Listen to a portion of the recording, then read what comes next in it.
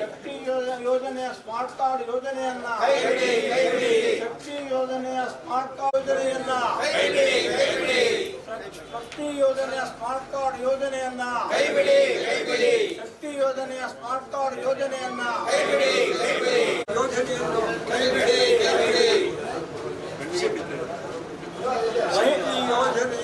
Smart card ಯೋಜನೆಯನ್ನು ಶಕ್ತಿ ಯೋಜನೆಯ smart card ಶಕ್ತಿ ಯೋಜನೆಯ ಸ್ಮಾರ್ಟ್ ಕಾರ್ಡ್ ಯೋಜನೆಯನ್ನು ಶಕ್ತಿ ಯೋಜನೆಯ ಸ್ಮಾರ್ಟ್ ಕಾರ್ಡ್ ಯೋಜನೆ ಶಕ್ತಿ ಯೋಜನೆ ಅಡಿಯಲ್ಲಿ ಮಹಿಳೆಯರಿಗೆ ಸ್ಮಾರ್ಟ್ ಕಾರ್ಡ್ ಯೋಜನೆಯನ್ನ ಸ್ಮಾರ್ಟ್ ಕಾರ್ಡ್ಗಳನ್ನು ಕೊಡುವ ಯೋಜನೆಯನ್ನ ಸ್ಮಾರ್ಟ್ ಕಾರ್ಡ್ ಯೋಜನೆಯನ್ನ ಕಳೆದ 11ನೇ ತಾರೀಕು ಕ್ಯಾಬಿನೆಟ್ನಲ್ಲಿ ರಾಜ್ಯ ಸರ್ಕಾರ ಒಂದು ಮಿಸ್ಗೈಡಿಂಗ್ ಅವೈಜ್ಞಾನಿಕವಾದ ಒಂದು ಯೋಜನೆಯನ್ನು ಅನೌನ್ಸ್ ಮಾಡಿದೆ.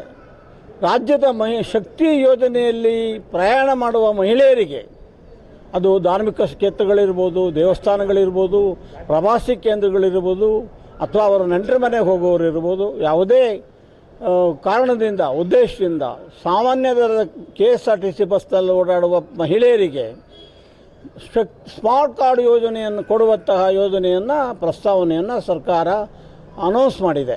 ಇದು ಅವೈಜ್ಞಾನಿಕ, ಅಪ್ರಸ್ತುತ ಮತ್ತು ಅನಗತ್ಯ. ಯಾಕೆಂದರೆ ಈಗಾಗಲೇ ದೇಶಾದ್ಯಂತ ಆಧಾರ್ ಕಾರ್ಡ್ಗಳನ್ನು ಕೇಂದ್ರ ಸರ್ಕಾರ ಕೊಟ್ಟಿದೆ. ಆಧಾರ್ ಕಾರ್ಡ್ಗಳು ಮತ್ತು ವೋಟರ್ ಐ ಡಿಗಳು, ಗುರುತಿನ ಚೀಟಿಗಳು, ಯಾವುದು ಮತಪತ್ರದ ಗುರುತಿನ ಚೀಟಿಗಳು ದೇಶಾದ್ಯಂತ ಕುಗ್ರಾಮಗಳಲ್ಲಿಯೂ ಎಲ್ಲ ಮಹಿಳೆಯರಿಗೂ ಲಭ್ಯ ಇದೆ. ಹಾಗಿರುವಾಗ ಇವರು ಸ್ಮಾರ್ಟ್ ಕಾರ್ಡ್ ಕೊಡ್ತಕ್ಕಂಥ ಯೋಜನೆ ದಿಕ್ತಪ್ಪಿಸ್ತಕ್ಕಂತಹ ಒಂದು ಯೋಜನೆ ಆಗಿದೆ. ಇವರಿಗೆ ಶಕ್ತಿ ಯೋಜನೆಯಲ್ಲಿ ಮಹಿಳೆಯರು ಉಚಿತವಾಗಿ ಪ್ರಯಾಣ ಮಾಡೋದು ಇವರಿಗೆ ಬೇಕಾಗಿಲ್ಲ, ಹಣ ಉಳಿಸಬೇಕಾಗಿದೆ. ಹಾಗಾಗಿ ಇವರೇನು ಮಾಡ್ತಾ ಇದ್ದಾರೆ, ಸ್ಮಾರ್ಟ್ ಕಾರ್ಡ್ ಕೊಡ್ತೀವಿ ಅಂತ ಹೇಳಿದ್ದಾರೆ.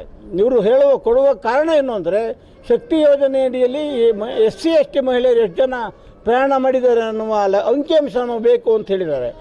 ಅಂಥ ಅಂಕಿಅಂಶ ಬೇಕಾದರೆ ಇವರು ಪರ್ಯಾಯವಾದ ಮಾರ್ಗ ಕಂಡುಹಿಡೀಲಿ. ಶಕ್ತಿ ಯೋಜನೆಯಲ್ಲಿ ಯಾವುದೇ ಕಾರಣಕ್ಕೂ ಸ್ಮಾರ್ಟ್ ಕಾರ್ಡ್ ತರುವ ಯೋಜನೆಯನ್ನು ಕೈ ಬಿಡಬೇಕು ಅನ್ನುವ ಒತ್ತಾಯವನ್ನು ಈ ಸಂದರ್ಭದಲ್ಲಿ ನಮ್ಮ ಸಂಘಟನೆ ಮಾಡುತ್ತೆ. ಶಾಂತವೇರಿ ಗೋಪಾಲಗೌಡ ಸಮಾಜವಾದಿ ಅಧ್ಯಯನ ಕೇಂದ್ರದ ಮುಖ್ಯಸ್ಥ ಕಲ್ಲೂರು ಮೇಘರಾಜ್ ಮತ್ತು ನಮ್ಮ ಸಂಘಟಕರೆಲ್ಲ ಒತ್ತಾಯ ಮಾಡ್ತಾ ಇದ್ದೀವಿ ರಾಜ್ಯ ಸರ್ಕಾರಕ್ಕೆ. ಈಗಾಗಲೇ